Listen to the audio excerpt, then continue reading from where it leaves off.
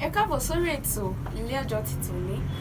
Ẹ̀yin tèmi nílé lóko, ṣé dáadáa ni mo bá wa, ṣé dáadáa lẹ wà, ọpẹ́ ni fún Elédùmarè. Ẹ káàbọ̀ sórí ètò ìlera lọ́rọ̀. Orúkọ tèmi náà ni Atóyèbí Ìfẹ́olúwa. Èmi lọmọ òde kílékún, okun ọ̀dẹ̀dẹ̀ tẹrutẹru. Ọmọ olódò kan ọ̀tẹ̀rẹ̀rẹ̀, ọmọ olódò kan ọ̀tàràrà. Ọmọ olódò kan tí ń ṣàn wéréke. Ọmọ ẹṣẹ tí ṣe ni ọmọ ẹgbà tí gbàyàn. Ẹ má ṣe mí ọmọ ẹlòmíì ẹṣẹ tẹ̀lé wa mú. Adúró gidigba ni. Ẹ káàbọ̀ sórí ètò ìlera lọ́rọ̀ lẹ́ẹ̀kan sí lọ́jọ́ tòní. Gẹ́gẹ́ bí ẹ ti mọ̀ pé lórí ètò yìí a máa ń ṣàlàyé fún wa bí a ṣe lè ṣe ìmọ́tótó àgọ́ ara àti àyíká ilé wa. Torí ẹ̀ lèmi Àṣàbí ṣe wá sórí ètò lẹ́nu láti là wá lóye lórí kókó tí mo mú wá fún wa lórí ètò lọ́jọ́ tòní. Ohun tí mo mú wá fún wa lórí ètò lọ́jọ́ tòní náà ni mo pè ní àǹfààní oyin nínú àgọ́ ara wa.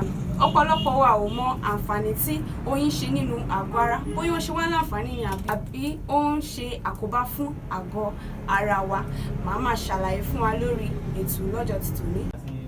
Àǹfààní àkọ́kọ́ tí oyin ń ṣe nínú àgọ́ ara náà ni pé oyin á máa wo ìbùsùn. Bẹ́ẹ̀ ni oyin á máa wo ìbùsùn. Wọn pọ̀ ọ̀pọ̀lọpọ̀ wa máa wò pé báwo ni tóyin àti tègbò ṣe jẹ́. Oyin á máa wo ìbùsùn. Ọ̀pọ̀lọpọ̀ ilé ìwòsàn ni wọ́n ti ń lo oyin láti fi wo ìgbòsàn, ṣùgbọ́n a ò lè mọ̀ torí pé kí ni ó ti wà ní ìlànà ti sáyẹ́nsì, ó ti wà ní ìlànà ti àwọn olóyìnbó. Nítorí náà kò dára fún wa láti ra oyin ní ilé ìtajà kìíní tàbí kejì ní àdúgbò wa.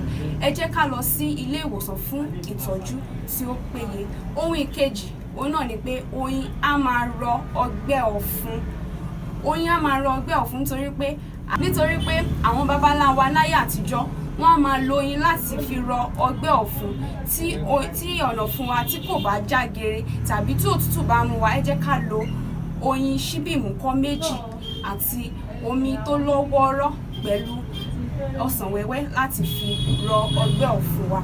So àníri jù báyìí lórí ètò ìlera lọ́rọ̀ fọ́jọ́ ti tòní. Ẹ má gbàgbé láti tẹ̀lé wa lórí àwọn ìkànnì ayélujára wa lórí Facebook, Twitter àti Instagram pages wa. Ẹ dẹ̀ má gbàgbé láti tẹ̀lé wa lórí YouTube channels wa náà. Títí ọjọ́ mẹ́jọ tá ó tún láǹfààní láti pàdé lórí ètò ìlera lọ́rọ̀. Atóyèbí Ìfẹ́olúwa lórúkọ mi. Ire o.